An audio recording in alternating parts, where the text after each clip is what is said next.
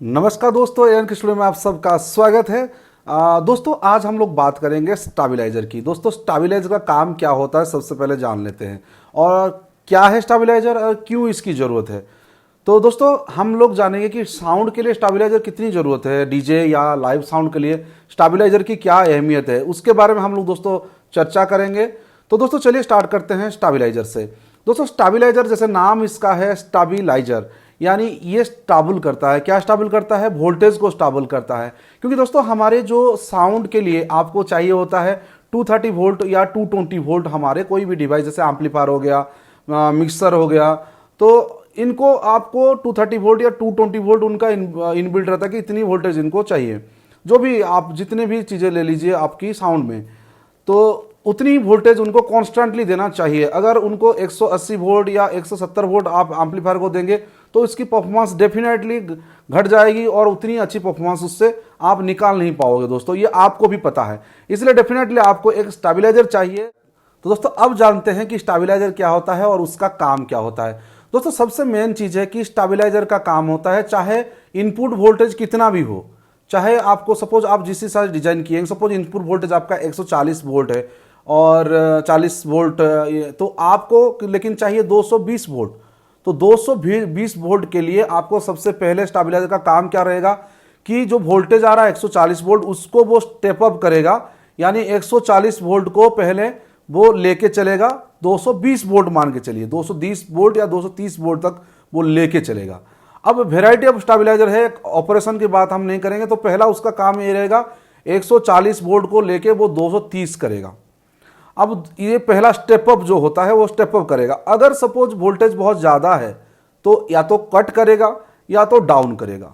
सीधी सी बात है, अगर 220 से 230 से ज़्यादा है, ज़्यादा वोल्टेज है, तो या तो उसको डाउन करेगा, 230 करेगा। यानी हमको एक स्टेडी वोल्टेज हमको चाहिए। सपोज 230 वोल्ट तो हमको 230 वोल्ट लाना है, चाहे वोल्टेज ज़्यादा हो या कम हो।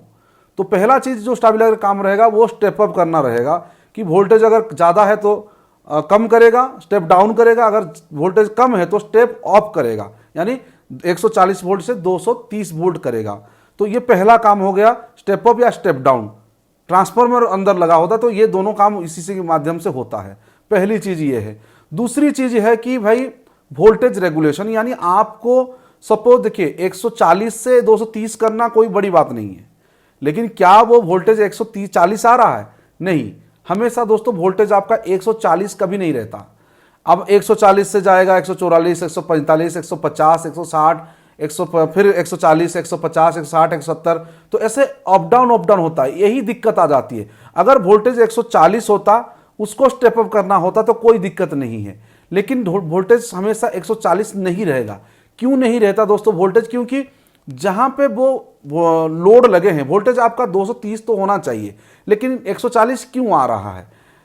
बहुत सारे कारण हैं। पहला चीज है कि ट्रांसफार्मर, छोटा ट्रांसफार्मर, अगर आप जहां गांव पे काम कर रहे हैं तो वहां पे अगर छोटा ट्रांसफार्मर लगा है, लोग बहुत ज्यादा हैं, या लोग पहले तो लोगों के हिसाब से वो ट्रांसफार्मर लोड के हिसाब से बनाते हैं, मतलब देते हैं, लेकिन बाद में कुछ लोग हुकिंग करते हैं, कुछ लोग 2000 वाट के लिए लेते हैं लेकिन 4000 वाट चलाते हैं। तो उस जैसे ही उन लोग ने लोड डाला तो वोल्टेज डाउन हो गया वहां पे।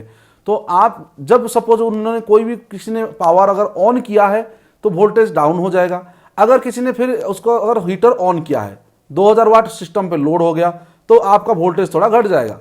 जब उसने हीटर को ऑफ कर दिया, यानी पूरी सिस्टम में हीटर का जो पावर जा रहा था वो बंद हो जाएगा, तो अब वोल्टेज थोड़ा बढ़ जाएगा। तो इसीलिए बहुत लोग स्विचिंग करते रहते हैं, ऑन ऑफ करते रहते हैं। किसी ने किसको ऑन कर दिया, जैसे अगर 10 लोग ने लाइट को ऑन कर दिया एक साथ, 100 घर है, 100 घर से 10 लोग तो कम से 10-15 लोग तो ओपन ऑन ऑफ करते हैं। कोई फैन को लगा दिया, कोई लाइटिंग सर्किट को ऑन कर दिया, ऑफ कर दिया, तो ऐसे ऑन ऑफ चलता रहेगा, स्विचिंग चलता रहेगा।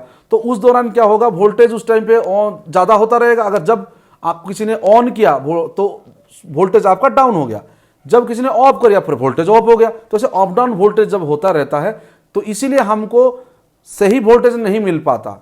तो इसीलिए दिक्कत तभी आती है जब आपकी वहां पे वोल्टेज, इनपुट वोल्टेज की बात कर रहा हूं, कांस्टेंट नहीं है।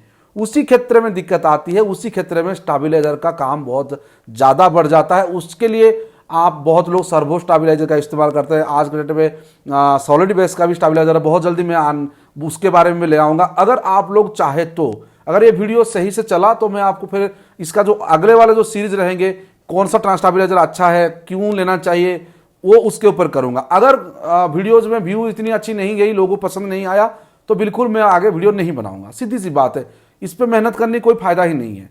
इससे अच्छा कि मैं दूसरे को पढ़ाऊँ। तो सही से बात है।